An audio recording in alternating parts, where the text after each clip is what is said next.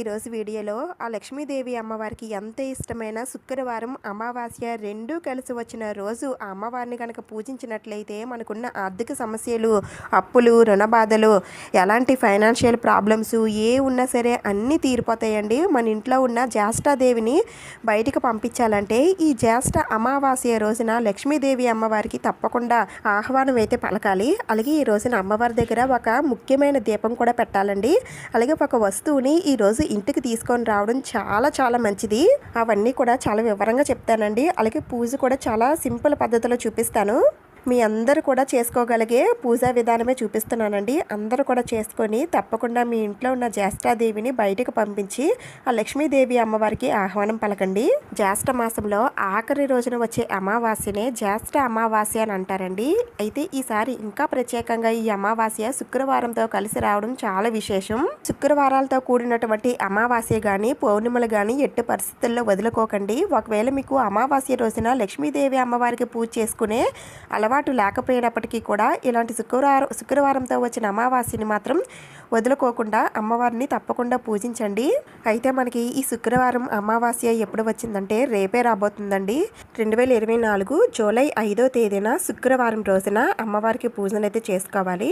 అయితే అమావాస్య తిథి ఎంతవరకు ఉంటుందంటే 5వ తేదీన తెల్లవారుజామున 4:40 ప్రారంభమై 6వ తేదీన తెల్లవారుజామున 3:59 వరకు ఈ అమావాస్య తిథి అయితే ఉంటుందండి. అంటే 5వ తేదీన రోజంతా కూడా మనకి అమావాస్య అయితే ఉంటుంది.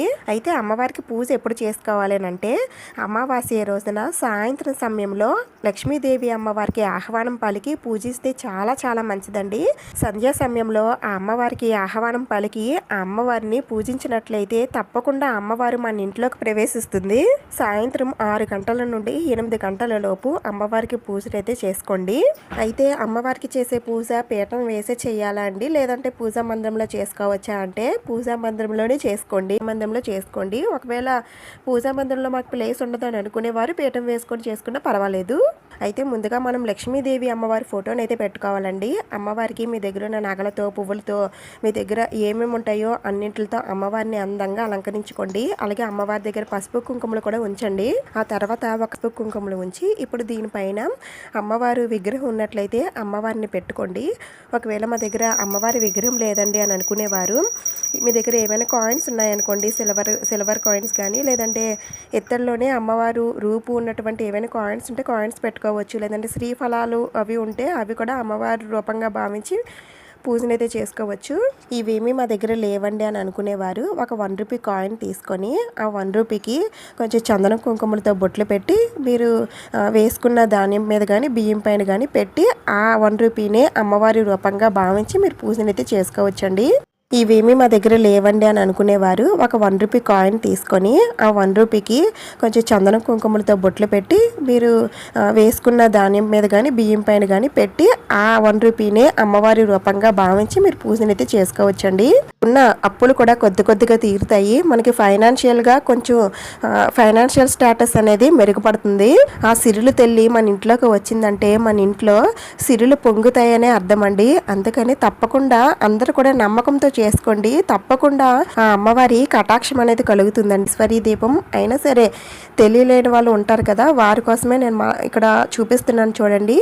ఇక్కడ నేను ఒక ప్లేట్ అయితే తీసుకున్నాను. ఆ ప్లేట్లో ఈ విధంగా అమ్మవారికి ఇష్టమైన పద్మ ముగ్గు కానీ, లేదంటే కమలం ముగ్గు కానీ, లేదంటే కుబేర ముగ్గులు కానీ ఏవైనా సరే వేసుకోండి.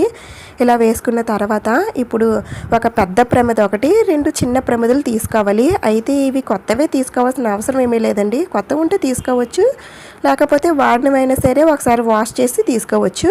ఇప్పుడు ఈ ప్రమిదలన్నింటికి కూడా ఈ విధంగా పసుపు రాసి కుంకుమతో బొట్లయితే పెట్టుకోండి. ఈరోజు మనం ముఖ్యంగా ఇంటికి తీసుకురావాల్సిన వస్తువు ఏంటంటే కల్లుప్పు అండి. ఇలా కల్లుప్పు ప్యాకెట్స్ మనకి మార్కెట్లో దొరుకుతాయి కదా. ఈరోజు శుక్రవారం కాబట్టి ఈరోజు ఉదయం కానీ, మధ్యాహ్నం కానీ, సాయంత్రం కానీ ఏ సమయంలో అయినా సరే ఈ కల్లుప్పు ప్యాకెట్ని మీరు ఇంటికి కొని తెచ్చుకోండి.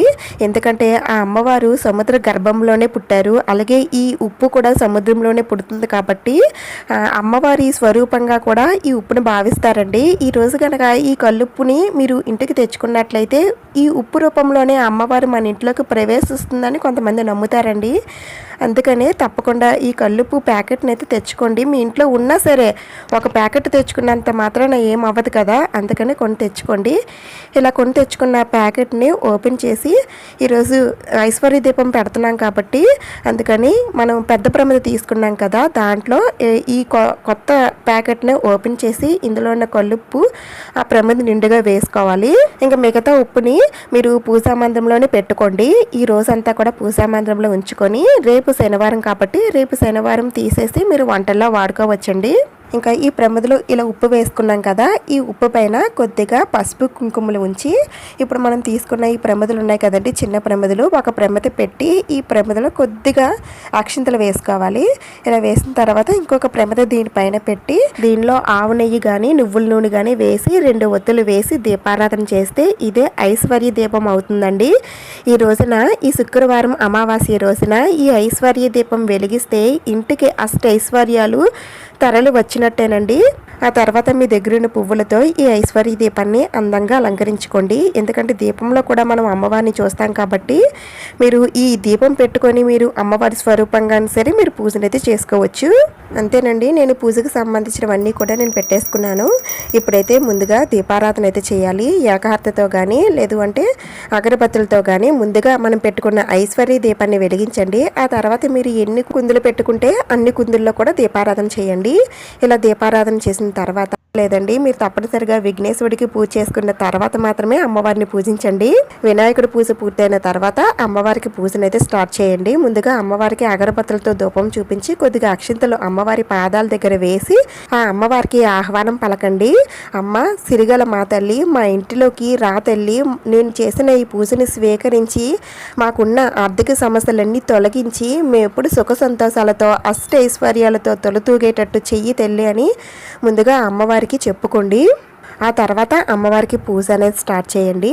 అయితే అమ్మవారికి తెల్లని పువ్వులతో ఇప్పుడు మనకి దొరికేవి మల్లె పువ్వులే కదండి, మల్లె పువ్వులతో పూజ చేయొచ్చు. లేదంటే ఎర్రని అమ్మవారిని సాయంత్రం వేళల్లో పూజ చేసుకోవడం కుదరని వాళ్ళు శుక్రవారం ఉదయం వేళల్లో అయినా సరే పూజ చేసుకోవచ్చండి. అయితే ఈ పూజ చేస్తే ఉపవాసం ఉండాలనంటే ఏమీ అవసరం లేదండి. మీరు ఉదయం వేళల్లో పూజ చేసినట్లయితే పూజ అయ్యేంత వరకు ఏమీ తినకుండా పూజ చేసుకున్న తర్వాత ఏదైనా తినండి. అదే సాయంత్రం వేళల్లో అయితే ఉపవాసం ఏమీ ఉండనవసరం లేదు. మీరు మామూలుగా సాయంత్రం వేళల్లో స్నానం కానీ లేదంటే కాళ్ళు చేతులు కడుక్కొనైనా సరే మీరు అమ్మవారికి పూజనైతే చేసుకోవచ్చు. ఉదయాన్నే తల స్నానం మాత్రం చేయండి, కానీ నాన్ వెజ్ మాత్రం అస్సలు తినకూడదండి. ఇంకా ఈరోజు అమావాస్య కాబట్టి ఈరోజు ఎవరికైనా సరే మీ శక్తి కొలది దాన ధర్మాలు చేస్తే చాలా చాలా మంచిదండి. ఒక్క చిన్న దానం చేసినా సరే అది మనల్ని మన పిల్లల్ని ఎంతగానో కాపాడుతుంది. సాయంత్రం వేళల్లో ఇలా అమ్మవారికి పూజ చేసిన అనంతరం మీ గడప దగ్గర కూడా కొంచెం ధూపం అయితే వేయండి.